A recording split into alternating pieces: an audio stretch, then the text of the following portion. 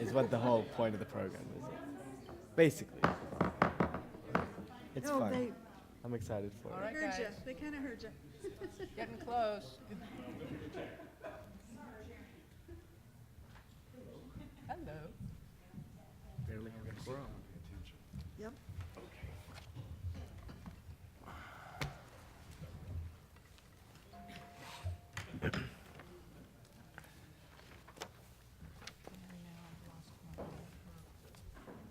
Miss Marty.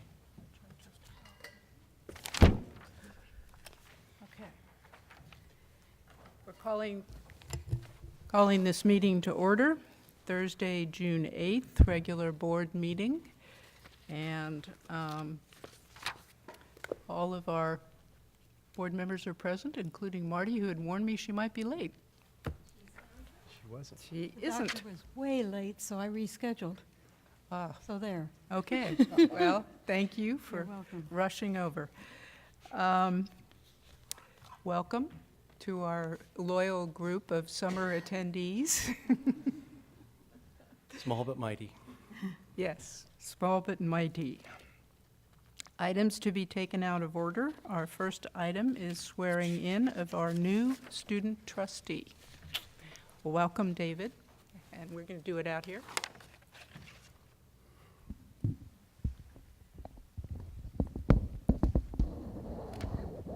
Here.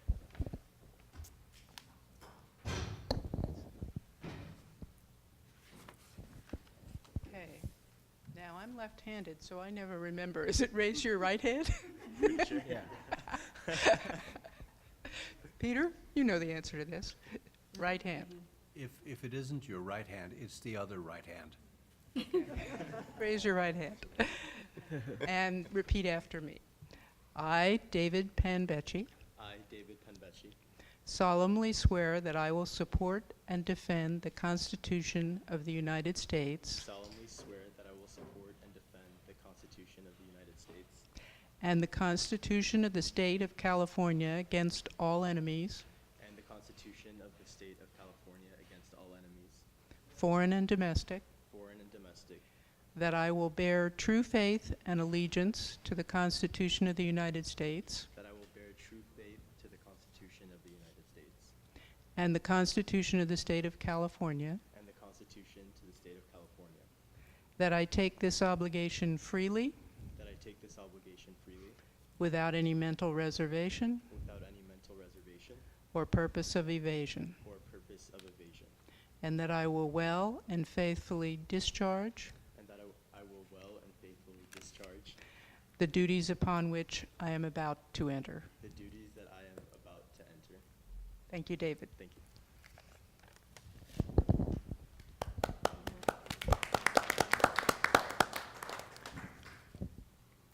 Congratulations, David.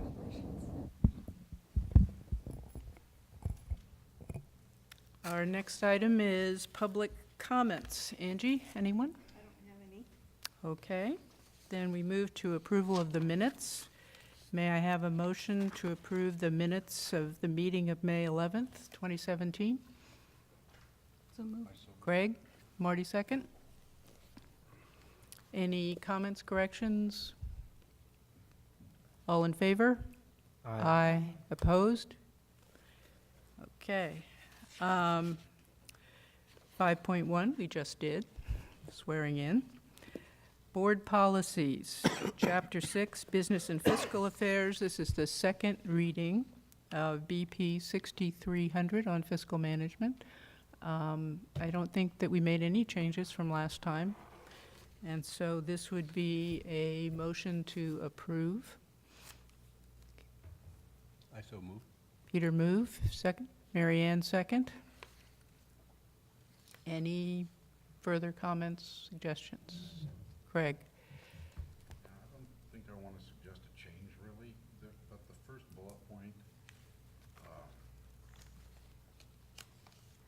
kind of bothers me a little bit, but, because it's very vague, I don't really know what's meant by it. Whoops, I'm so sorry. Pardon me. The first bullet point. Thank you, Liz. The first bullet point says adequate internal controls exist. I'm not sure just what that includes, and I'm not at all sure that we don't need to, you know, at least I need to check what those controls are. I feel like that's just really vague. I'm not anti what's there, and it just kind of popped out at me a couple days ago when I was reading this, or over the weekend. Did you want to comment? Yeah, internal fiscal controls are very extensive at the college, and they're very technical. And we have the acting controller here, and he can talk more about that. But, you know, this involves things such as separation of duties if you're accounting for cash or other things. You know, people that collect it are separate from the people that are depositing it and recording it, and so you've got a separation of duties so that you can have good control of that particular operation. That's an example of an internal control. But as I say, it's a very technical kind of thing. I mean, it's what the auditors come in and check for. Mm-hmm. We do also, we have engaged an internal auditor who is going through a process of checking these internal controls to make sure that they're within industry standards and appropriate for the level of what it is that we're trying to accomplish here. But I like the word appropriate, excuse me for. Yeah. I guess, the only thing that really bothers me about it is the word adequate. Like that's sort of finally, that's enough, we don't need to do any more. But what you're describing is, you know, it's in place, a mechanism, we have the mechanisms in place to keep it up to date and to keep looking at it. Yeah. So I guess I just didn't really like that word adequate. Gotcha. But, you know, I don't think that we need to change it at this point. The addition of the internal, hiring an internal auditor was a function of being independent, correct, of From the county. from the county. That's So correct. that, the requirement from the state level, I think, is to have an additional auditor. Mm-hmm. So, for doing that. So we're double, in effect. Okay. Any other comments, questions? Okay, all in favor? Aye. Aye. Opposed? All right.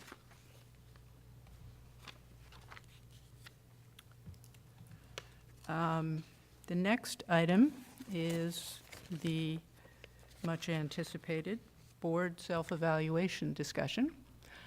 And I thought that a way to focus this discussion would be to ask each of you, now that you've read everybody's comments, to reflect on one or two items briefly that stood out to you, thinking about this as the board as a whole is evaluating itself. It's a comment that gets to how's the board doing in your view, or what thing jumped out at you as you read these comments. So, Jonathan, you want to go first? Can I go after? Just to Peter, finish would you gathering like my to go thoughts? first? Guess so. Mic on? Is my mic on? Can you? Yes, yes, it is. Yeah, I was struck by a couple of things. First, very specifically, the responses to question number 14 asked essentially, does the board play well together? And the answer is pretty obviously yes. So that's not the surprise. The surprise is, and not really a surprise, what got to me was, if I had had to make that statement some years ago, I couldn't have.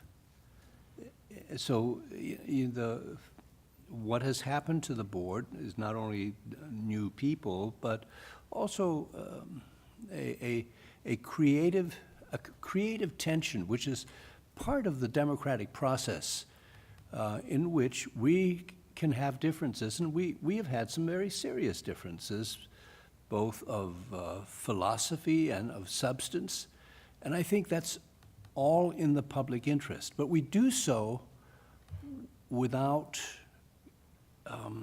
having it become personal. And, there isn't a member of the board that I wouldn't want to have a conversation with, even after I lose a vote, and I have lost votes. So, that's part of the process. of creating policy in a democratic way. Each of us reflects the viewpoints of our, or at least some of our constituents, and that's part of why our philosophical biases are sometimes different. But I think all of that is a plus. So I saw that as something that worthy of note. The other part that I saw as, sort of a generic is how much agreement there was throughout the document. I was kind of struck by that, and if I had been an outsider, I might have wondered if we were looking at each other's notes or answers, but we weren't. And that, I think, underscores the importance of what I perceive as a board's growth over time. Number 34 and 37, dealing with goals 4C and 6, is another area of interest for me. And I find myself asking, are we doing enough to develop policy that will guide the college, related specifically to scaling the size of the college, housing? I think on some level, we have just begun that process, and I wouldn't want this to be misinterpreted as if we have moved in the direction of solving the problems. Part of problem solving for me is first identifying it. I know that sounds heretical, but that's how my mind works. And then piecemeal going through the process of resolving that conflict. And I'm not sure that we have yet a handle on just how to do that. Maybe that will evolve, and maybe that could be considered a goal for next year. Figuring out how we're gonna, there's some obvious problems, obviously concerns, not just to us, but also to the community. How are we gonna deal with that? Okay, thanks, Peter. Marty? Thoughts? I was struck too by, it's 37, goal 6 has to do with housing. So many people in the community believe that we are going to solve that problem. I mean, they know it's a problem, they know we've acknowledged it, and so now we need to solve it, but we don't have money, being in the red to start with without even trying to build a house is amazing. But so I think the word has to get out there in the community somehow that we need to work together. And I know we have your committee beginning that work, but I don't think it's taken off yet. The people that I talk to don't seem to think that anything can happen very easily, so. I think that's a general view in Santa Barbara in terms of Yeah. long-term planning. I but think yes. it can happen. Yeah. So, especially when Mike Topes came maybe a year and a half ago to talk about it with us, I had high hopes, and I still do, because I think that suddenly, if you get a really good builder working with the community, we could do something, and I don't know what it is yet. But we're just at the beginning of that. That's what and I know it says support efforts to explore the issue, but I don't know, I think I want us to go a little faster than just exploring for this next year, too. I So, agree. yeah. Craig? Oh, wow. I don't want to pick on any real particular issues, because on most of the issues, I was really happy to read these reviews.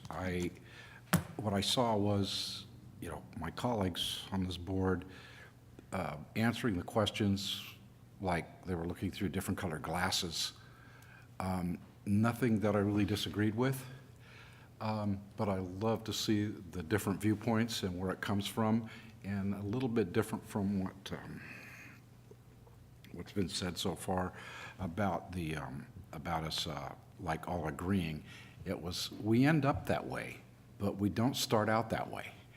And so the studying and the attention is to the details or what's there. And I really loved the value of the survey. To me, the biggest value I see in it is that I really get to see some kind of concrete thoughts from each each one of you.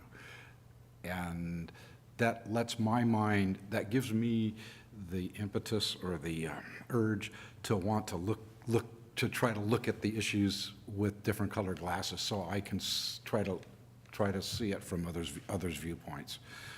I think this was a wonderful exercise, and I see a big value even in the questions that are like repetitive, because I see how the different, each of us responds, you know, in different ways to it. And I'm really pleased that we seem to have listened to the past criticisms from a couple years ago about don't just put yes or no, put something down.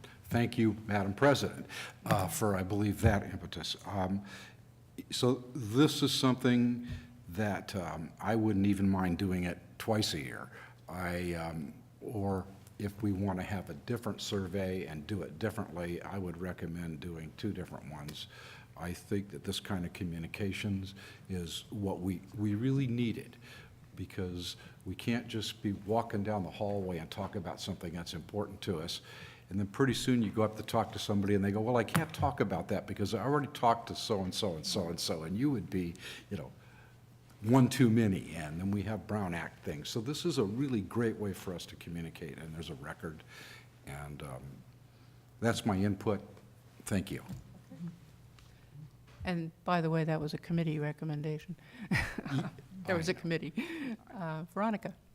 So as I was going through this, I was looking for evidence of that, yes, we do or don't do this. And thank you, Angie, you're so organized online. And I went through, the agendas and our attachments and everything we have done. And then I almost felt guilty even citing some of this stuff. And it's our self-evaluation, but really our only employee is Dr. Beebe. And there was so much that was accomplished in this last season with regard to the different things that we were measuring ourselves up against. And I was noting, reports and, oh yeah, we did that. But then I was like, wait, we did nothing.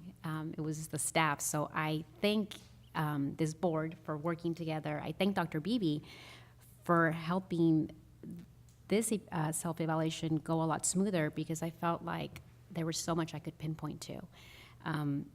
The 2 things that stood out to me were, number 4, at the same time we're an independent policy-making body that reflects the public interest, we also advocate for and defend and protect this institution. And so I think that that's an area where the board has done a really good job in knowing that we're all tied to external stakeholders, we're all tied to individual groups and missions and different things that we belong to, because we also are an extension of our own communities. But at the end of the day, at this table, we protect the mission of this college. And I think that I saw a lot of evidence of a lot of different things where there were, passionate discussions in our community and across town, across counties, states, and country. But at the end of the day, the decisions and the recommendations we gave to Dr. Beebe to move forward in this college were recommendations that were good and in line within our policies that ultimately fulfilled our mission. And so that's, I think, what I'm most proud about when I reflected on this work. Nicely said. And just if I could add on to that, it's your higher level policy that helps me be able to implement the operational aspects of it. And it's this small but mighty team here that really make it all happen. So it really is a massive, effort on all of our parts, including these folks and the faculty, to make these things happen. So. Well, thank you for that. Marianne? I think we've come a long way. And this was fun to fill out because it felt good and the questions were the right questions. One of the things that I think is very interesting for us is that once we've agreed to something, we stick with it. And we stick with it even if we were the one who said no in the vote. And I've seen that now a couple of times in the last year. I'm delighted. And this survey is really an important thing for us. I think each of us individually It responds to what we're supposed to be doing. And so we can look at ourselves. And so I like the survey too. David, I know this isn't fair because you haven't been with us for the year, but you got to read the Yes. board responses. So what jumped out at you? Well, I just first want to say that I really like this self-assessment survey. I'm actually looking, ever since I got that email, to bring it to ASG.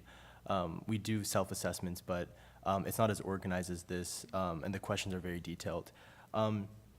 Just a couple things that kind of stood out. So question number 7 talked about the mission statement.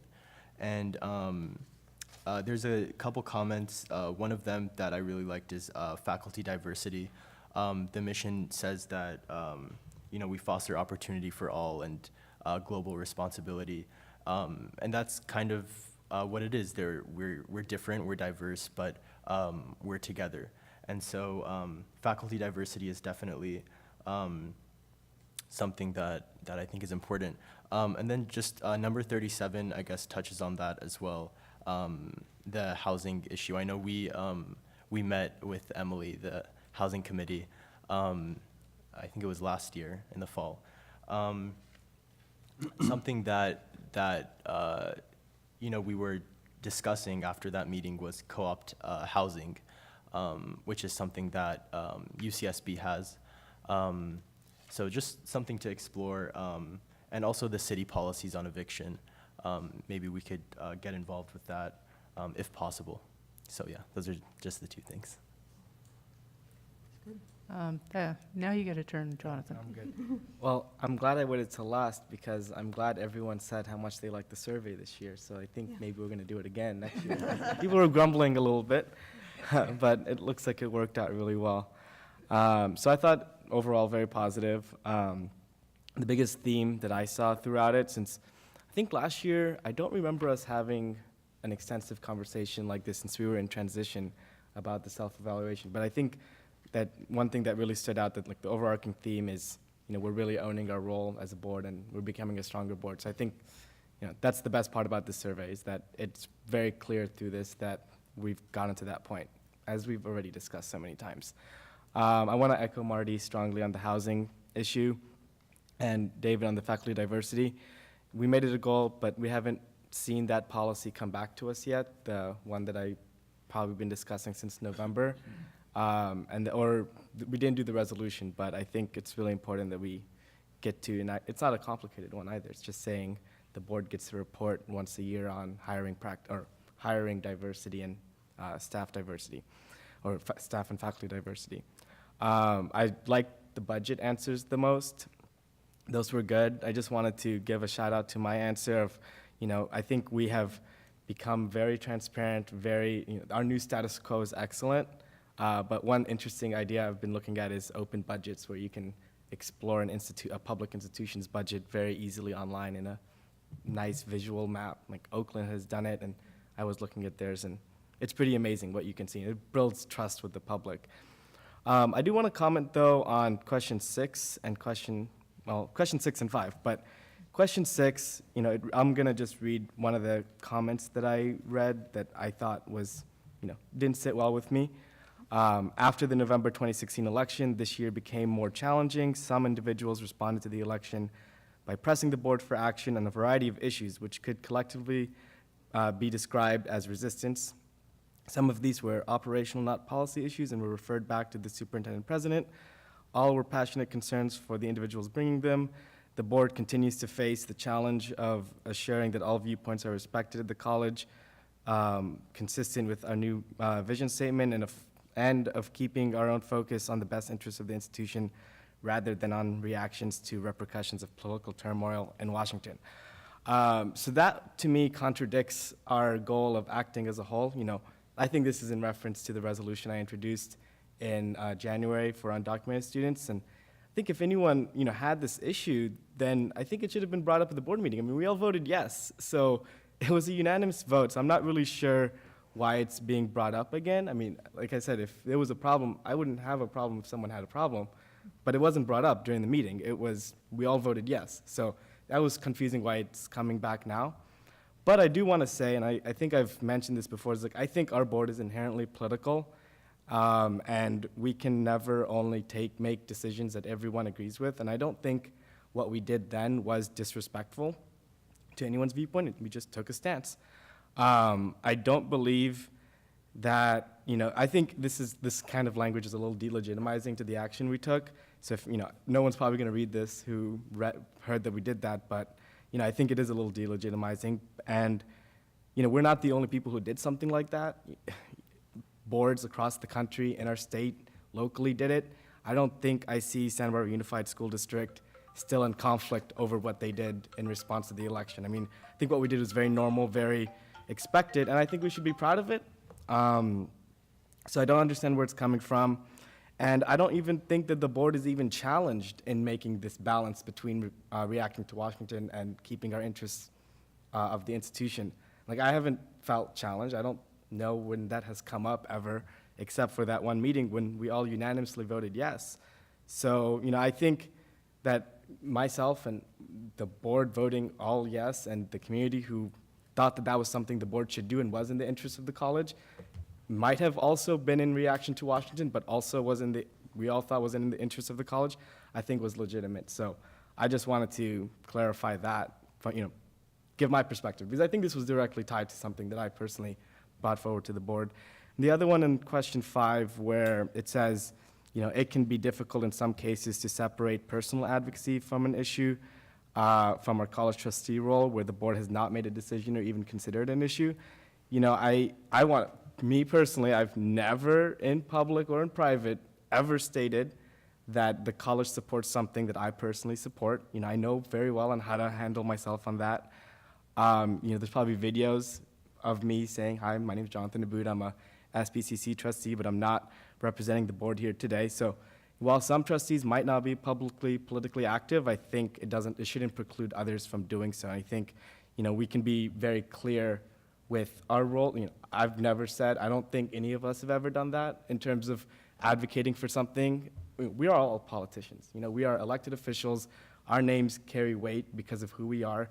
Me personally, I'm the youngest trustee in California. I feel extra responsibility to represent my constituents' interests.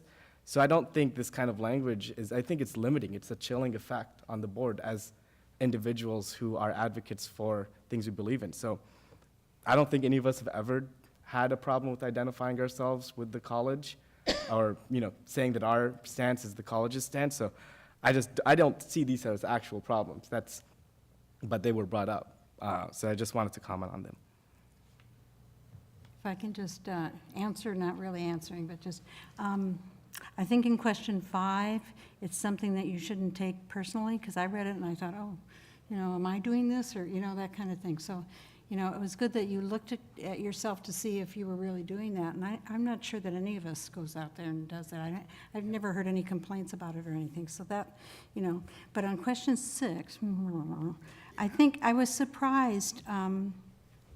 Guess I was a little surprised at the time that we didn't have more of a thorough discussion.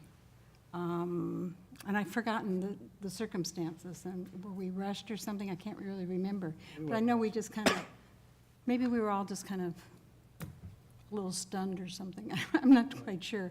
But we didn't have a thorough discussion then, and I'm not surprised that somebody, or maybe 2 or 3 of us, felt a little funny about what happened. Although I personally think it's really important that we stand up for our own students and for our own college. So that's all we were doing there. So I'm fully behind what happened, but I'm also not surprised that some things come out. And maybe we can, in a discussion, maybe in setting goals next year, in setting goals for next year, something like that, we can talk about it a little bit more. But you're not the only one. I think Peter's the oldest trustee. Careful. So I thought you 2 together can be a team here. There went the board getting along. Just kidding, Marty. I didn't take it the same way that you did, Jonathan. It seemed reflective in nature, After the fact, I've reflected on this, and this is what I think happened. And I think that's a valuable thing. So I wouldn't, you know, you sound like you're taking it personally, but, you know, I wouldn't. I would notice, and I remember doing this when I was a teacher, I would look at evaluations and I would, a big stack, and I'd find the one that was negative. Is that still being done, you think? Well, okay, so I noticed that there are 6 other comments that don't reflect that sentiment. But I do agree with you that, and this has come up before, that we are inherently a political institution in the, I hope, better sense of that term. In the sense that we are asked to resolve difficult policy issues, reflecting both the community's viewpoint, our own viewpoint, the students' viewpoints, the faculty's viewpoints, the staff's. We're asked to take all of that into account, mix it together, and come up with a solution. And that is the best definition I can think of at the moment of what's politics. And we do that.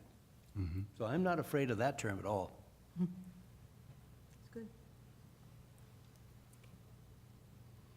Greg? Yeah, I used a phrase a few minutes ago about looking at things through different colored glasses. And I think I appreciate you bringing this up, Jonathan, but I didn't look at it that way. And I actually could take that comment that you read and apply it to at least 2 other matters that come before this board in the past. And I actually thought it was one of the other matters instead of the matter that you applied it to. But I like the value of the survey is the enhancement of our ability to communicate and increases makes us more aware of the points of view of the people we serve with. And it's that kind of communication and whatever spurs that or amplifies it is so important because we get to look at all aspects of it. And I could pick out a couple other issues, or I could go in the past and the past couple of years and I could pick out a few votes that I lost. But we came together and we went with it. And, you know, I wish I had it to do over again. Maybe, you know, there are always ways that we can look at with hindsights to see how we could have done something better. But when you're faced with it and you get down, you have to be responsible enough to, okay, we got to make a decision. And the board's been pretty good at that. There are a couple things I still think maybe we did wrong, but I'm not going to condemn anybody because we discussed it. Maybe we could have discussed it a little bit further and delayed the decision, but at some point we have to make a decision, and we made some decisions, and then we stuck by it. That's how the board voted. Before I ever got on this board, I was on quite a number of different nonprofit boards, and sometimes there would be a lot of vehement disagreement on things, and they didn't like this, they didn't like that, and, you know, and I remember one board member that I served with that I learned a lot from. He was an ex-city councilman, and he just said, we voted on that. That's what the board voted. It wasn't how I voted, but it's how the board voted, and that's what we're doing. End of discussion. And everybody, you know, kind of was quiet, and we got control focused, and we went back to work. This board hasn't had that problem since I've been on it. I think they had that problem before I got on this board, but it hasn't been since. I really thank you for bringing up that point, Jonathan, and you know, and giving us that feedback, because this is only a tool, and if we don't discuss it and make use of the tool and share with each other, then why do this? So thank you. David? I don't think Jonathan and I did meet a few months ago. I don't think I got to actually thank you for that resolution that you helped organize. As a Jew, that is something that is really important to me. Marginalized people, minorities, and that really hit home. In terms of the board, I mean, some people are going to view it as the resistance. Some people are not going to agree with it in the community. But I think that the job of any board that represents people is to do what's in the best interest of the people, regardless of their status, regardless of anything. And so if that's in opposition to federal policy, so be it. But I think that that was in the best interest, in my view, of the community. So I just wanted to thank you for that. Thank you. Marcia, I'm thinking out loud, and so, Jonathan, you mentioned, why wasn't this brought up before? Or you're thinking that maybe something was brought up to light now, at least from one of our colleagues, who at least seems to be, okay, there's a minority of someone thinking this way. And so what I'm thinking going forward is, well, what would make our colleague feel more comfortable to voice this at a public board meeting, knowing that he or she is the minority? And would they feel like they can have a place and a voice in the elected office that they sit in to bring this lens? Because, now you brought, when you highlighted it, and I'm thinking, okay, well, I want one of my colleagues to be able to present their viewpoint, not just in an anonymous survey monkey, but at the table with all 7 of us. So then maybe that's a goal for the future, because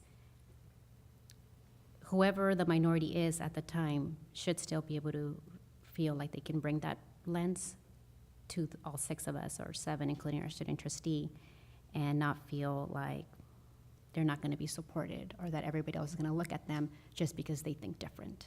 And I think that a cross-functional team is probably the strength of this board, that we would all think different. Completely agree. Peter? I wanted to shift. I'm grateful to Marty for her addition to what I was thinking relative to community relations and the issue of housing. I hadn't really gotten to the point of, nor had I seen any indicator that the community now felt that we would solve the problem. I had gotten to the point of thinking, well, we haven't really gotten far enough to see what a solution might be. But I think the addition of having a set of expectations, at least in theory out there, will be helpful to us, because we need not so much to quash that, but take it seriously and see what are the options, and maybe that's the next step. We should be thinking in terms of options that might be valuable. Good point, thank you. I don't want to go too far down the road on a specific subject. This does fit, because it's part of our goals, and we're going to use what we're discussing today also to think about our upcoming goals. So it all fits. I just don't want to go into the full discussion, is kind of what I'm thinking. Mary Ann? I think we always have to realize that one of the difficulties that we have is all of us are active problem solvers in our own communities. But this board is a policy board. And so the taking that walk between policy development, which is our immediately responsible part, and action is tricky. And everything that we've been talking about just now is some of those things that come up when we have to look at why are we here on this board, and what could we do otherwise, or shouldn't we do? And housing is one of the trickiest ones, I think.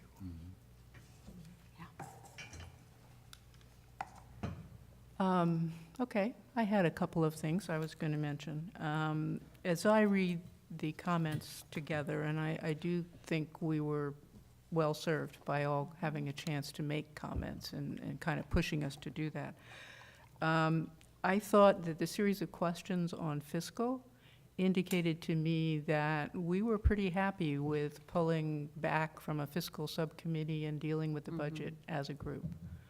And I'm that's what I read into those answers, and I think that's a good thing. So I'm inclined, as we move forward, to keep that in mind, that that seems to be working well. And the other thing I thought I saw in different places, and I'm not citing any particular place, but what I saw, and this comports with, of course, what Anthony is doing, both of them do, is a strong support for transparency. Wherever it seemed to fit, or there was a place, transparency seemed to come through. So I think we have unanimity or a consensus of the board in favor of that, and that enters into our thinking quite a bit, and Anthony's as well. So those are the things I thought of as I read our comments. Craig? Yeah, I had just one little thing to add, and then some of the comments, some of my answers, and I'm thinking, maybe I didn't really belong in here, but I thought this, for me, in a few instances when I answered several of the questions, I couldn't help but make some notes about ideas I had for examples of what could be done. And I saw a little bit of that from some of my colleagues here. And I thought, what a neat, I just looked at it from a positive standpoint. What a neat thing is to just have another venue for ideas to come out of. I saw a lot of agreement, we're doing this or we're doing that, and then examples of what we've done. And then from some of you, I saw, the occasional, we could do better here, or we could do this, or we could do that. And I thought it was, I'm anxious to hear some feedback on that, so I thought I'd wait and see if somebody noticed that maybe the vehicle wasn't meant for that, but it did provide a channel, for additional communication. So that was my comment, and apparently my comments didn't rile anybody's feathers, so that's a good thing. Okay. Well, I do think it's an opportunity to think about looking forward for our next set of goals. We'll be meeting and talking about that with Anthony in the summer later. And as long as we're thinking policy level, as Mary Ann points out, and not getting into the operations, I think we're in good shape. So, okay. Did you want to? No, I'm good. Okay. Tell us what you really think. Our next item is Fiscal Crisis and Management Assistance Team, FCMAT contract approval. And the recommendation here is from Anthony, and maybe you want to give us a little introduction. Yeah, I do want to say just a little bit about this. Back in August, we had FCMAT come and do an analysis of kind of where we are with our budgets. One of the first times that we had projected budgets going forward, and I wanted to take advantage of the FCMAT agency to be able to come in and evaluate those projections that we made to determine, one, their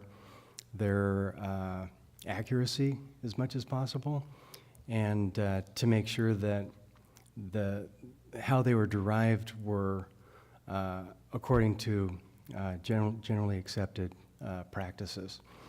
And so they did that. They came in, and you'll remember the exit report that was given to us by Michelle Giacomini. And it did substantiate the fact that we had a $9 million deficit that we needed to deal with. And you'll also remember when she concluded her exit interview with you all that she mentioned that she would like to have a follow-up just to check on how we're doing and make sure that there isn't anything else that they could be doing to help assist us in being able to deal with that deficit. So we did contact FCMAT and Michelle and talk to her about doing just that, coming again and doing a follow-up to kind of check in with us and see where we are. And she was amenable to doing that and is going to be visiting us this summer. And one of the things that's nice about FICMAT, although they have their own process when they come in here and they're independent in that sense, they also give us an opportunity to request certain types of services or certain types of analyses. And in this particular case, when she told me what she'd be doing in terms of coming in and checking certain things, she also gave me the opportunity to talk about some things that I'm looking for. And one of the things has to do with looking outside of ourselves, looking outside of the district at best practices. And I was talking with Dr. Butler about some ideas that I had, and I used the analogy of when you go in and you get your blood work done, you have your specific results of your blood work, cholesterol's high, cholesterol's low, whatever it might be, right? And then you'll have over on this side a range that you should fall into based on statistics and other analyses. What I suggested to Michelle, in addition to what she's going to be looking at, is that the FICMAT does, kind of a ratio analysis on this institution, determining those metrics, our blood work, if you will, and then how those analyses fit into the same metrics across the state. For example, we know that our salaries and benefits are about 87% of our total budget. How does that fit in with the rest of the 113 community colleges in terms of that metric? How do our reserves, in terms of a ratio, fit into that metric, higher, lower, whatever? And having some training in the area of finance, I can tell you that being high or low is something to look at, just like your blood work, right? If you're high or low on a particular metric, you need to figure out what's going on. And so that same kind of thing can be applicable to us with the FICMAT analyses. So we're scheduling a follow-up visit with them. We're going to have a team of folks, administrators, classified faculty, meet with them individually. I'll be meeting with them. Hope to have some representation from the board, meet with them. Certainly Dr. Jarrell, some of the deans will be meeting with FICMAT when they come. But I think it's a worthwhile exercise to look outside of ourselves and to have an independent agency, since we have one like this in this state, do this for us. So that's the idea of this contract. And it's cost-effective. It's very cost-effective. Well, I saw the price tag. How do you gauge how much it's worth? Worth or? Yeah, no, Cost. have to pay for it. I mean, somebody has to write a check, Right. and I have no idea how you would go about the process of developing criteria for this level figure or that level figure. How do you do that? Well, some of that information comes from FICMAT itself, because that organization has been doing this for a number of years and has extensive experience with some of the community colleges that we know of that have had financial problems in the past, or not that we have financial problems so much, but issues or concerns or matters that need to be addressed. And so it has an idea. You'll note that the contract is a not to exceed. And so when Michelle put the numbers in there, just based on what she and I had talked about, she put a number in there that was not to exceed. Now, as President Croninger pointed out, the cost is really quite inexpensive in terms of the time that the financial investigator is on campus meeting with all of us, which is probably going to be a 2-day affair, maybe at most. That's a hard cost. We have to reimburse them for the investigator's time. But when they go back to their office and are working on the ratio analyses or whatever it is that they may be looking at, that's at a much different rate and covered by the state to assist K-12 and community colleges in making sure that we're all solvent. So that part of it is not on us or not billed to us. It's only really the time that is by the investigator that is going to be on site. So I don't know how to answer it any more than that, Dr. Haslam. Well, I'm not sure how I'd answer it. Just so long as you're convinced that it could be worth up to $30,000. Yes, absolutely. Needs a A lot motion. more. Craig, Do you want a motion before we discuss it further? sorry. So do you want a motion before we discuss it further, or no? That's a good idea. I move We have a approval. motion to approve first, and then we can discuss more. That was our intro, so we kind of slid I move into- approval. Second? Okay. Veronica move, Marty second. Now, Craig. Okay, more discussion, I guess. In answer to Peter's question, my different colored glasses again, I'm on that kick this evening. You know, it's a matter of like checks and balances. We're talking about the budget here, handling it different than we've handled it before, at least we're confronted with issues that we didn't have before, and looking at deficit spending. We've changed a lot of policies lately, or at least the budget, that impact how we generate the budget, about how it's processed and what we're doing, and made a lot of changes, so a lot of the board members are more aware now than they were in the past of what's gone on in the budget. So it's like checks and balances. There may have been a need for this kind of outside service maybe 5 years ago, 10 years ago, and it wasn't used because it wasn't perceived as a need. And maybe it really wasn't needed, but right now it's like a check and balance. If we don't spend this money to verify what we're doing in-house, that we're okay, you know, it's kind of like buying a little bit of an insurance policy to say, yeah, we're on the right track, or our metrics are all good and it's been verified that we didn't make a mistake. It's like something you have to do if you're going to be prudent, if you're going to do it well. So I just look at it like an insurance policy. It's a necessary evil and we need to spend it. I don't at all differ. I see the need, that's clear. It's the cost that Yeah. is of concern.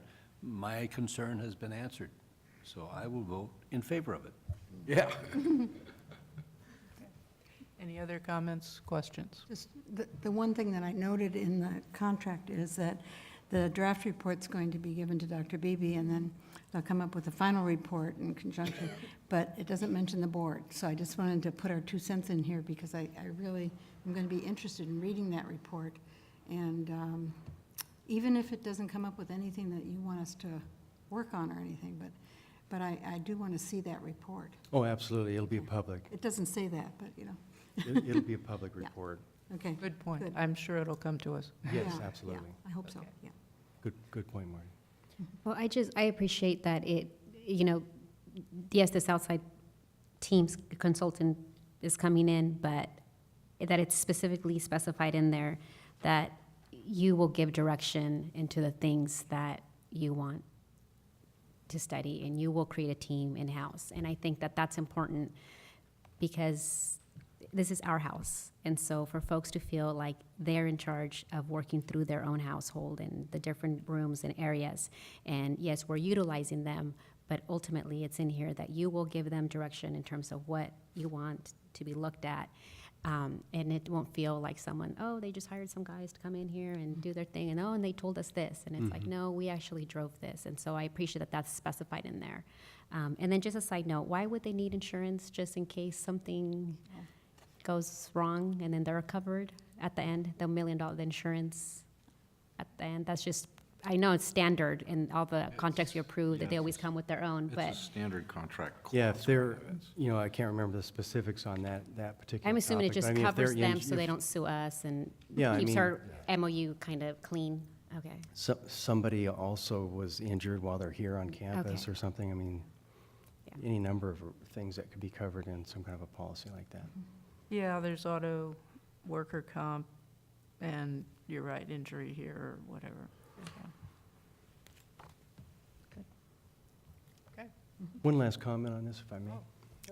And that is that, you know, we're not FICMAT is not coming here because we are in any kind of insolvency or in any kind of fiscal crisis.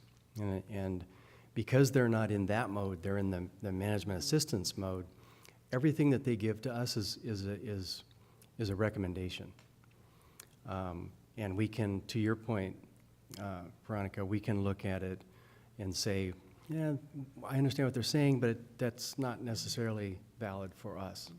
Or, that's a good point, maybe we should consider that. I mean, so I think what it's going to ultimately do, at least my hope, is it'll give us some fodder for discussion. You know, I think that's really what we can expect. And an understanding of maybe the statewide comparative benchmarks. Right. You know, are we pretty consistent with what other folks are doing in running a fiscally responsible organization, or are we perhaps in need of a little adjustment here or there?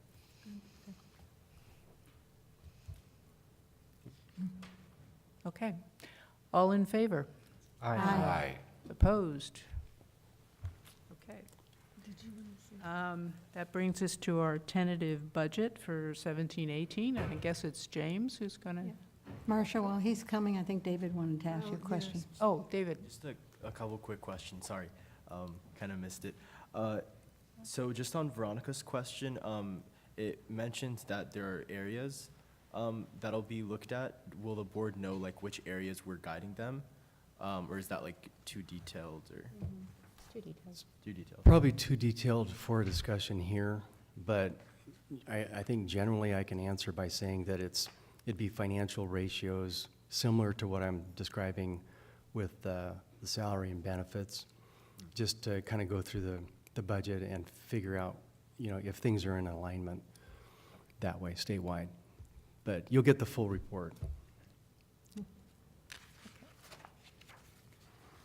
So we didn't see Lindsay or get a chance to congratulate her, but you could convey that to her. Yeah, we're all very happy. Okay. All right, so it is my turn to get to present the budget. So I'm pretending to be Lindsay, my hair just grew. Shrunk just a little bit. But fortunately, not much has changed since Lindsay talked to you guys a few weeks ago. So that's just important to point out right up at front. I'm going to go through some of it fairly quickly, but please feel free to stop me at any point if there's questions, comments, anything you want me to dig into a little deeper. So I'll start off with the May revise, go through the assumptions, then start looking more at the numbers for the unrestricted general fund, primarily construction funds, equipment funds, and then all the rest of our funds. May revise, I know Lindsay mentioned it last time she came, the numbers were just released. So we did get COLA from the governor of 1.56%, which was up from the original January budget.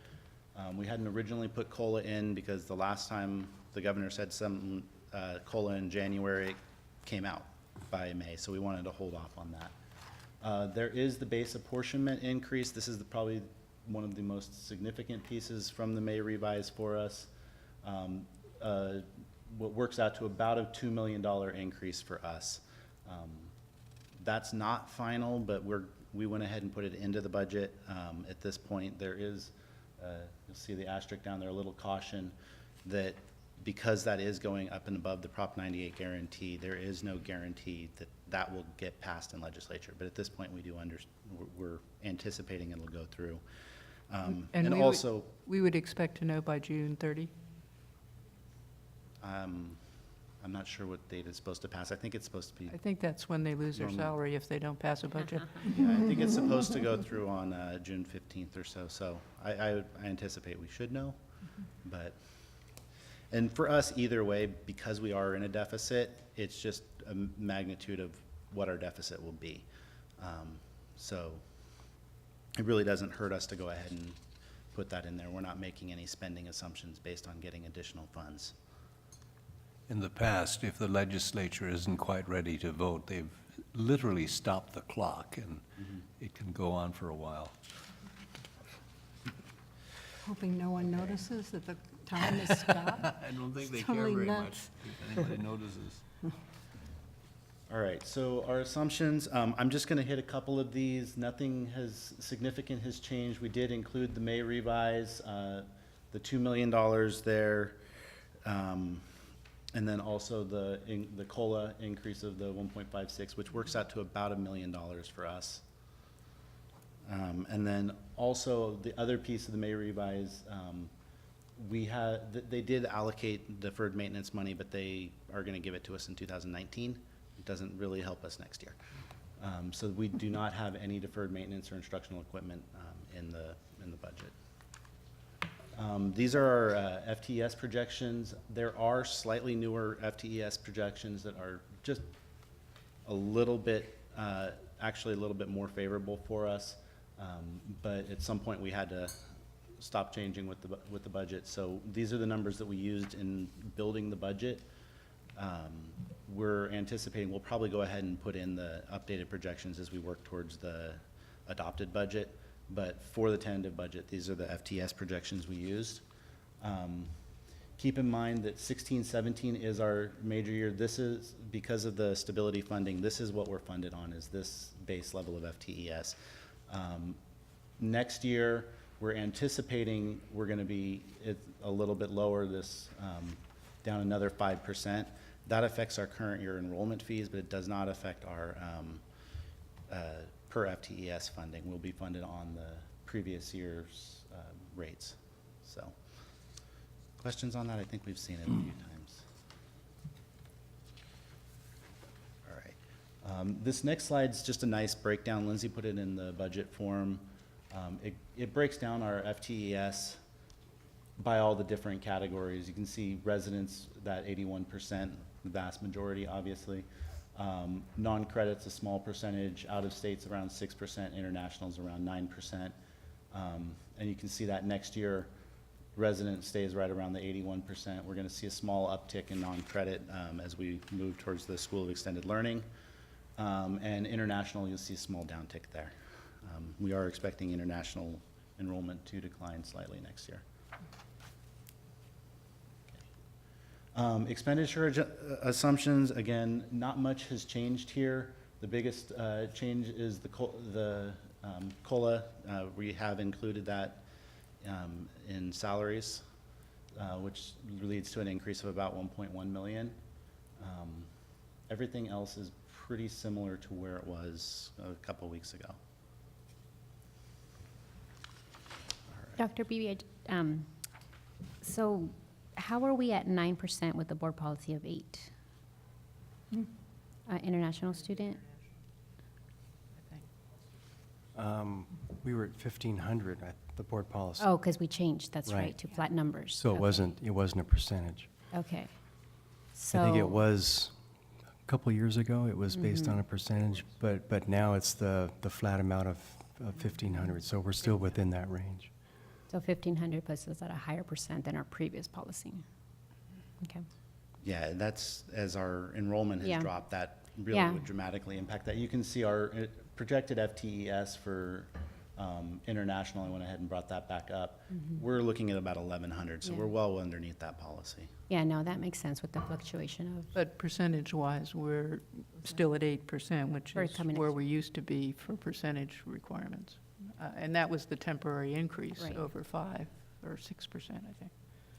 yeah, no, I know you guys are up, everything's still It's- getting feathered out. Exactly, and the mix is going to continue to shift as we bring on the enrollments for the School of Extended Learning and other things that will happen on a national level that we can't really predict at this point, but I appreciate you bringing that up. It's important. Okay, so now we get to dig into the numbers. It's kind of my favorite part. So we'll start with the unrestricted general fund revenues. Big number to point out, obviously, is about $92.6 million overall.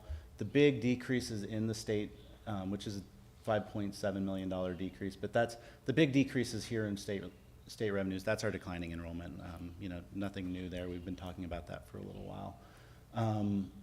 Just to point out down here, these are the dollar figures related to COLA and the increase in the base apportionment. So that's also highlighted up here, because those are the two real main changes from a few weeks ago to now. Everything else is pretty much the same. There's been a little adjustment here and there between the different categories, but for the most part, those are the big changes. Expenditures, again, big overall number, the 95.6. You can see academic salaries decreases. Obviously, this big increase, and I'm going to move on to some more detail on this in a second, but that's your employee benefits. That's your PERS, your STRS increases. Those are significant numbers. And then you can see here, this is obviously rounded estimates for the different categories here. We've tried to lump it by the different major objects, the academic salaries on top, classified salaries, and then benefits, and then other areas. So you can see here, here's those STRS and PERS numbers. Again, those are right about where we've been expecting them to come in. They probably would have been significantly worse without the SERP. So that's one thing to point out. Another thing, SERP, our last estimates on the SERP in terms of overall savings was about $1.5 million. At a certain point, after we had decided to do it, we stopped continuing to update our adjustment or assumptions, but that's going to be fairly close. That's for that particular year, right? Yeah, that's for that particular there's a year, and then it continuing continues up from there. It actually gets better Yeah, in subsequent years. the first year is probably one of the lower savings years, largely because a lot of people had been banking TLUs. They had vacation balances. All that needs to be paid out. Also, health and welfare benefits continue, at least initially, for quite a few of the people who are retiring. So, but it's important to point that number out down here, because you don't really see it up in here because there's so many other ups and downs. The step increases come in, just, you know, the annual step increases, the COLA comes in and increases salaries. All of those changes kind of go every which way, but overall, our SERP and the analysis we did on the SERP is that we'd end up saving around 1.5 million. And to James's earlier point, in terms of that savings, I think it approaches 1.8 million in subsequent years in terms of savings, net savings. Yeah. Another thing, real quick, before I move on from this, I just want to point out, this is a slight change from how we presented this in the past. It was like this when Lindsay presented a couple weeks ago, but we've tweaked it around where the red numbers are the numbers that are less favorable. So it doesn't necessarily mean a decrease, but the decreases are in black on the expenditures because those are good things. The red numbers are the more unfavorable numbers. So that, is it an increase when it's red? That would be a Increased increase in expense? Yes, Yes. correct. So just because that is different from what we look, when you look at it on the revenues, Revenue, because in the yeah. revenues, a decrease is red. So I thought I'd point that out in case anybody looked at it and got a little confused. So this is the bottom end of it, revenues and expenditures combined. Ultimately, before transfers, we're at about a just under the $3 million deficit. We do need to do some basic level of transfers, so we do have a little transfer in related to the administration for some of the categoricals and some of the grants. They give us a small percentage for the cost of administering those grants, and that comes in to help cover salaries. And then transfers out there. I'll go into the detail on that on the next slide. And then ultimately, our bottom line is about a $3.6 million deficit. So I know I've heard earlier tonight talking about that original $9 million projection. That has come down significantly. You know, a lot of work around the campus trying to figure out where we can get some good news coming from the state with the $2 million base increase. Things along those lines. Yeah, what I was going to mention is without that $2 million base increase, it would be 5.6 million deficit. So part of that 2 million is, or well, the 2 million has a really significant impact, and I know Jonathan was helpful in advocating for that base increase in Sacramento. So these are important to us. Yeah, and that base increase is definitely very important because that comes into our revenue before we get before they start factoring in our FTES. So that won't get affected by our FTES decline. Well, not nearly as dramatically as the per FTES funding. And I think that's probably a little bit in response to your STRS and PERS increases. I think we've been hearing for a long time that the governor knows that there's got to be something done to help schools and really all public institutions deal with those increases. So, questions before I move on here? All right, this is just the detail of all the transfers. Like you said, I know we've talked about the $200,000 that goes to the children's fund every year. That is basically just to keep them operating. That's just needed to backfill to keep that program operating. It's the same every year. Up above the $615,000 for district projects, that is our contingency for being able to repair things when they break. When boilers go down, when plumbing issues come up, when we have an issue with a roof or an issue with a sidewalk or a road. That is historically what we've found to be our bare minimum just to deal with emergencies that come up, major issues that we can't just ignore. So we felt like we definitely needed to make sure that was in the budget to cover that. The construction fund, again, that is where that transfer is coming in. You can see that there. Our overall expenditures, like I said, $615,000 of that is your district maintenance for unexpected areas. We also have a few other things that we have to spend on. We always have some campus center, we have the campus center improvements that we know need to happen. We're not rebuilding the campus center, but we do still know that that needs some work. So we set aside some of the money for the campus center. We're gonna use a little of that to start working on some base level improvements. There is a little bit left on the West Campus classroom building. Every time I walk over there, I'm amazed at how much further they've gone. But there is still a little bit left on that. And then also there's about $1.1 million left in previous year's deferred maintenance funding that we're gonna be spending over the next year to finish off those projects. All right, the equipment fund, again, we're not transferring anything in from here into this fund. We do still have in the budget $750,000 for the IT refresh. Working with IT, we know that's pretty much the base to keep all the computers on campus running and all of us working. There's about $509,000 in the budget for various departments' equipment, particularly classroom improvement. That's always an area we know things break, we have to replace them in order for students to continue to be able to learn in those classroom environments. We are not funding program review next year. That's different from prior years, but it's reflective of the state of the budget, basically.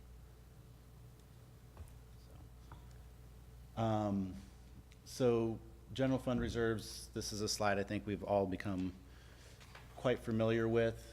You can see where we're projecting to end with an undesignated reserve this year of around $7.3 million. That next year with the deficit that we're talking about, we're expecting to still end next year with about a $3.7 million reserve above and beyond what the board minimum policy is. And then here's that in more of a graphical form. This line here is that board minimum policy staying at that $20.3 million is what it works out to at that point. And then the odd-looking green bar, that is the money we transferred over for Campus Center. That's why that number is so large. And I know we're planning on leaving that there for now, so. Questions on these? There's a lot of transparency in this presentation, which I like. And I wanted to be sure it gets posted, because think we have the budget with the agenda, but we don't have the PowerPoint. Oh, yeah. Correct. Yeah, this will definitely be posted. We'll make sure Angie has it. Actually, I think you already have it. And we'll also post it on the fiscal website when all of these presentations get up there. Okay, so at this point, it's just what we have left, the other district funds. So these are all the other funds. This is the part where I'm planning on breezing through it fairly quickly. I'll give you guys a brief overview of what they are. Like I said, please stop me if you have any questions. Not much has changed since a few weeks ago when Lindsay went into this in a lot more detail.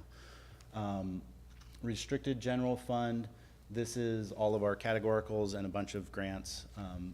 It always is difficult at this time of year with this fund because we don't know what those numbers are gonna be until somewhere in June. So we've made a best guess. A lot of it's assuming that things are gonna be as they are. And it always is revenue equals expenditures, so it'll change between now and adopted, but there's not much there. All of our fiduciary funds, these are our, the ASB, the student rep fees. Financial aid's always a big number. It's nice to see that's direct support for students. Scholarship funds from more local scholarships, student clubs, et cetera. Food service, this is the fund where all of our cafeteria and all the various venues around campus operate in. Again, it's an early budget, but we always budget this to break even, and they always work pretty hard to stay with a break-even budget. Satellite services, this is basically all of our coffee carts and anything that's out around the campus. It's not a main food service venue. Again, they generally budget to be right around a break-even budget. Fleet services, again, this is just an accounting fund where we're keeping track of all of the various cars we have available for people. Center for Lifelong Learning, this one, you can see that they generally work to try and break even as much as possible. This is one that we know will be worked on again over the summer. It's a continually changing landscape with the implementation of the School of Extended Learning that is going to impact the Center for Lifelong Learning. I know that Andy Harper has already told Lindsay and I he needs to make some changes, but at this point we've said let's go forward with it in the tentative budget and we'll make it between now and adopted. But Children's Center, again, nothing's really changed here since a few weeks ago. Everything's pretty much the same. Other special revenue funds, these are just a bunch of other funds that come through that generally have some sort of revenue and are restricted for various purposes. But again, not much really to talk about. The restricted lottery fund, this is one we pulled out because we are handling lottery differently than we've handled it in the past. This year we are very intentionally going to spend significantly more money than we bring in. We've had large fund balances in this area, and this is a way to help us ease the budget next year. All of these are generally instructional supplies. We pulled instructional supplies out of the unrestricted general fund and moved them to the lottery fund where they're allowed to be spent. And we'll spend down that unrestricted fund balance, and we're going to try and end with with a fund balance of what our about 1 year of annual revenue is, with the goal of then spending all the money that comes in, keeping that 1 year of annual revenue as a reserve. They are very, very slow in paying this, so we do really need to keep about a year in reserve just to be able to fund the next year until they finally come around to paying us. We were, just as a comment, we were not spending down the ending balance of that as well as we should have, and we have need on campus in the classrooms and such, and so we made the decision, let's go ahead and go forth with that. You'll see the revenue at the top, close to the revenue that we're talking about in terms of, or the ending balance here, and that's what James is talking about. So we're not bringing it to zero, but we are being more aggressive in how we use that as we should be. We should have been using it, and fortunately, we had it available, so it's good that we have it. So this, Dr. Reed, we're now in a year, maybe over a year with the whole book rental program, right? Because I remember we did this well over a year, so and I know we had said, okay, let's watch it. It was kind of a long conversation, if I recall. because everybody was like, wait, what are we doing?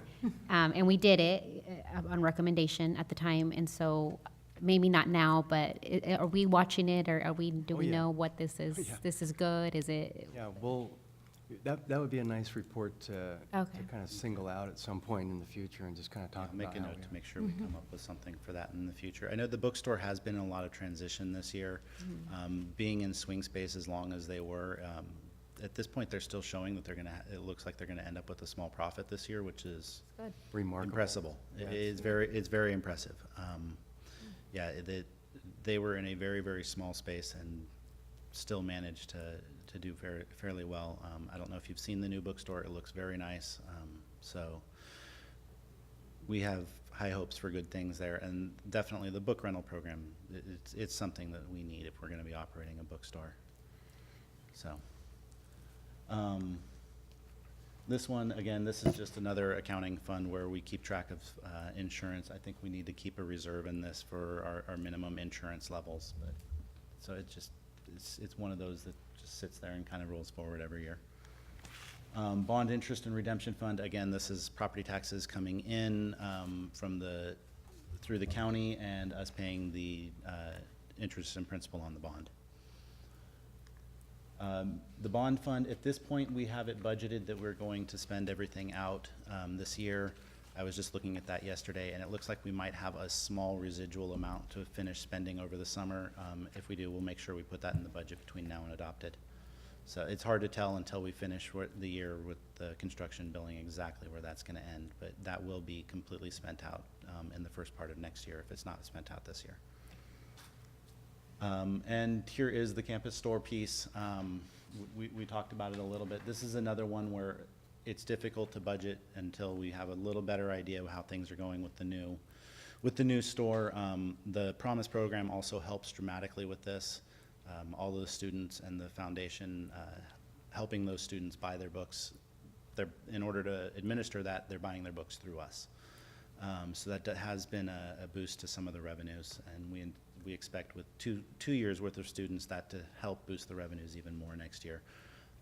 But like I said, it is an unknown area at this point, so we have budgeted as a break-even budget, and we'll probably revisit this again also in the future.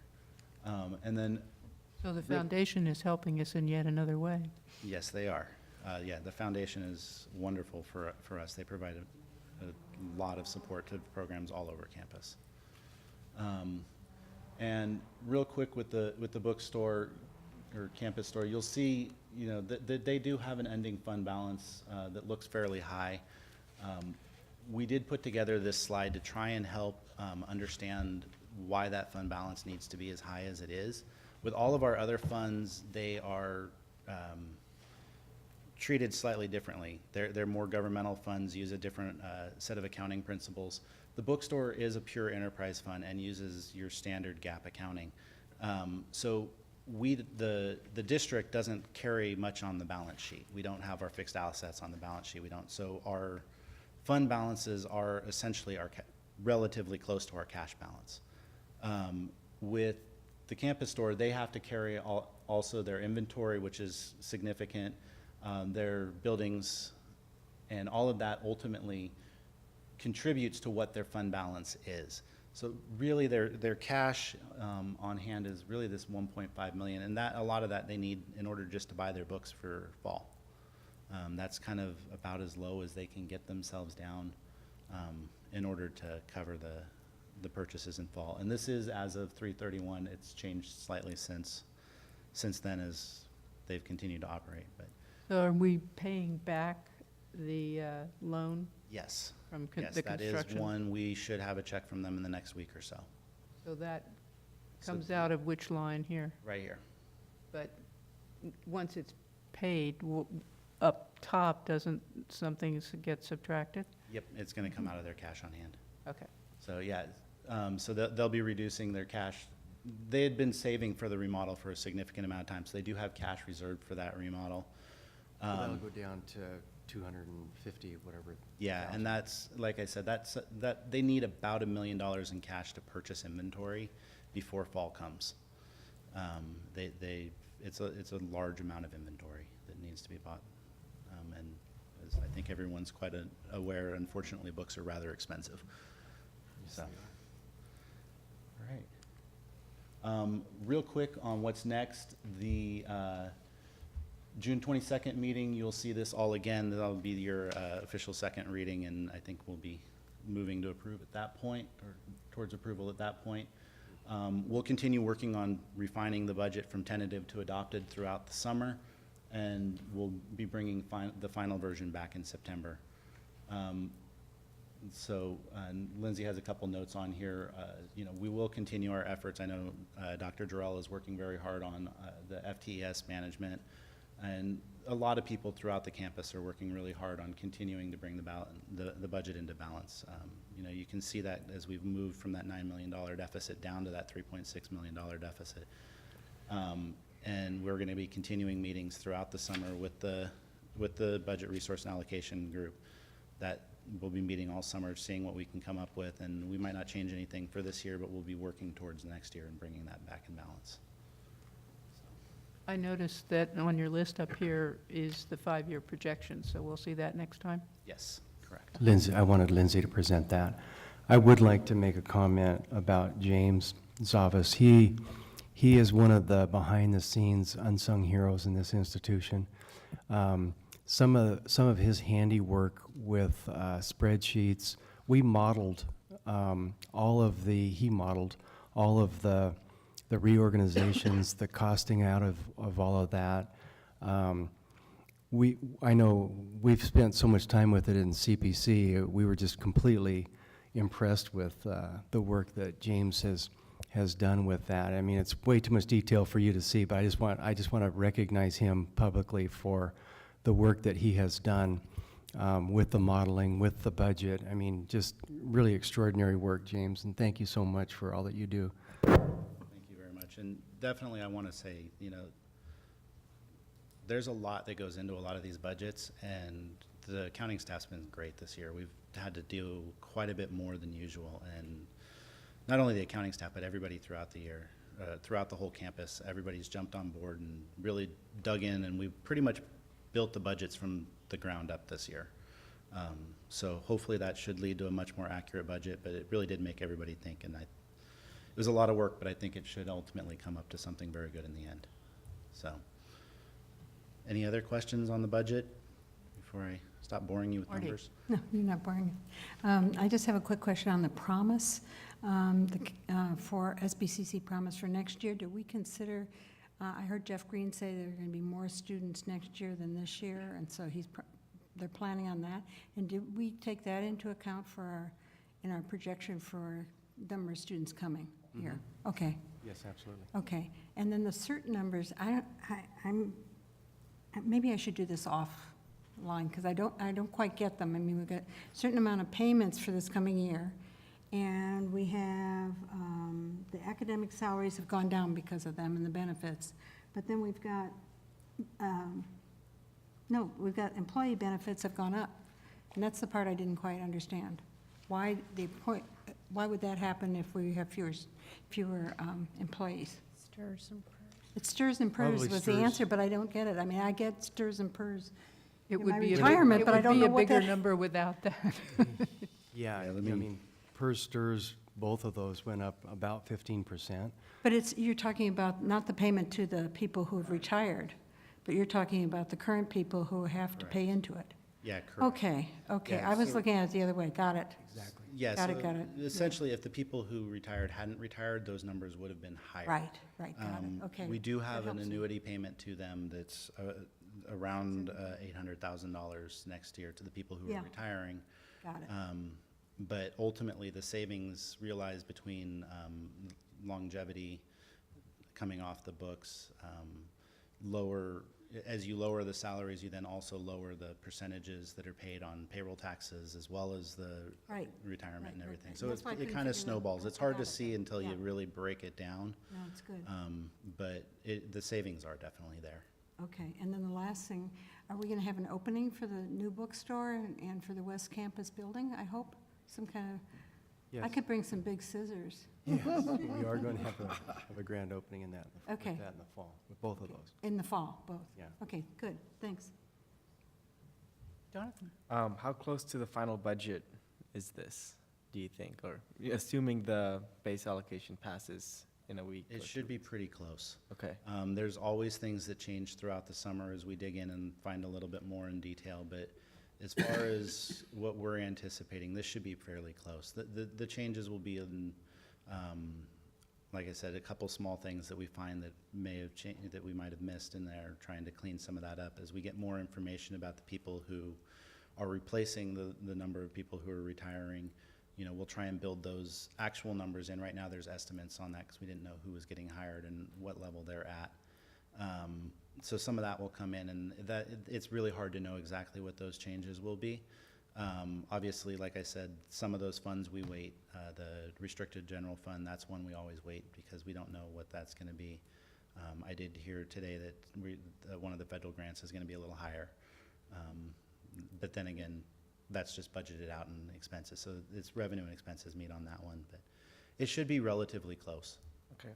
So, yeah, no, that's great. I mean, it looks like a great budget. I just wanted to state my support for using some of our reserves to stay afloat for the next year. I think, I think it buys us time, and I think it's worth it. Because, you know, it's in there, and like, I think it hasn't been discussed on its own prominently that we're spending $3.5 million out of reserves, but I think it's what we need to do. So I think we've already done enough, and we already had a miracle happen with the base allocation, so Yeah, I think we're good on changes. And the fact that we do have the reserves that we have is what's allowing us to turn the ship without any real drastic movements right off the bat. We're able to start working on it, start working on our enrollment management, offer a SERP, things along those lines, which are big things in their own way, but they still allow us to do it in a much more gradual way. Thank you. That's a very good point, Jonathan. I mean, we haven't expressly said this is how we want to do it, but I certainly support it. I mean, I think the board does. I see a big change in, not so much the numbers on paper, but in how we're approaching this and how we're dealing with it. And, you know, when I first started on this board, whatever, 5 years ago or so, it was like, and we were trying to do something a little bit different with the budget, and we weren't happy, and we had all these reserves, and then that went through studies, and that got rearranged and categorized on what we were doing with the reserves. And then what the question I kept thinking about and asking was, you know, why did we accumulate so many reserves? And then more than why, how? You know, if you budget halfway right, you shouldn't have maybe so much, but the percentages got a little out of whack, it seemed. We have a responsibility to spend the taxpayers' money for intended purposes. And so, in the spirit of transparency, is my mic off? No, it's fine. In the spirit of transparency, what we're doing now is you know, we're looking at the whole thing and the reserve, and so before it was like collective, you know, encouraged to spend under budget and then over allocate, and anything extra goes into reserves to be used for rainy day fund was the best answer I could get 5 years ago. And now we're looking at it in a very, very transparent way. And, you know, it's like, okay, the reserves are there for a reason. We're going to be spending some of them. And if we don't spend them, we have to make cuts that are going to, in a drastic way, very quickly, that will endanger our near-term future. And so that's why there are reasons to have reserves. And I think this discussion's going to be when our enrollment starts coming back up, which it goes in cycles, or would tend to, I would suppose. When it comes back up, I can foresee the discussions we're going to have is, well, wait a minute, some department's going to say, we want this money over here, and we're going to have to say, no, we need the reserves at a certain level, and we budgeted to put money in the reserves. And that's going to be interesting to see because we haven't looked at it that way before that I could see in the past. I think that's what transparency is all about. And so those discussions will be interesting if and when they come. I think they've done a good job. I don't think they're going to come. You don't think they're going to come? If you Okay, remember- if we explain it right. No, if you remember in August, even though our reserves look really fancy, I mean, you're talking about huge increases. So our reserves would have dwindled in the next couple of years. So, and I think, so thank you, James. I think that this looks great and you guys have done an awesome job, again, getting everybody under this house going in the same direction. So I have no questions other than to say thank you. Peter? The reason why we have reserves is because we're dealing with the state of California. And the state is not ultimately predictable. So every year, it's a massive piece of guesswork as to what our revenues are going to be. Our expenditures are pretty predictable. So in order to cope with that imbalance, we have reserves. But you're right, Craig, that the purpose of reserves is to be spent usefully when we need them. And that, I think, is what we're doing. What we're also doing, though, is we're setting into motion a set of assumptions. Something's going to happen next year that will either verify our assumption or create a new assumption. And that's what we need to monitor. Or our reserves will dwindle away and become zero, and that's where I get really nervous. We won't get there. You and everyone else, we won't do that. The particular issue we're dealing with most front and center is our enrollment decline, hence revenue decline. But you're right, at other points, the state has been unreliable, and when its revenues decline, it's particularly unreliable. So these are all interesting components of that discussion that Craig has raised.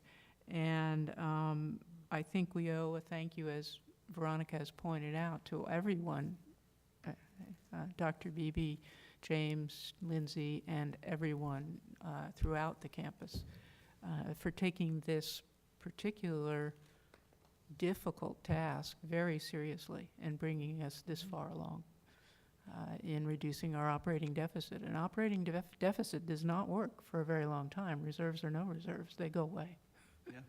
So, True. I Thank guess you. it's a subtle way of saying thank you, James. You're all very welcome. yeah. Okay, that brings us to the end of the public meeting. We will be having a closed session, and we will come back out. And before we go, I just wanted to mention, I believe this is Pat's last meeting with us. Yes, it is. No, Pat might be here to the next one, too. You'll be at the next one? Be at the next Will you be at the next one? Well, I don't know. I thought you might be on vacation or something. I would hate to miss a board meeting. You won't feel that way in a little while. We'll convince you. But we will miss you. All right. Would a motion to rescind her retirement be in order? I don't think we can do that under the policies. Wait a minute, I make She a probably motion. wouldn't like it. Then we get the SERP problem. I can't make the motion. We're adjourning to closed session.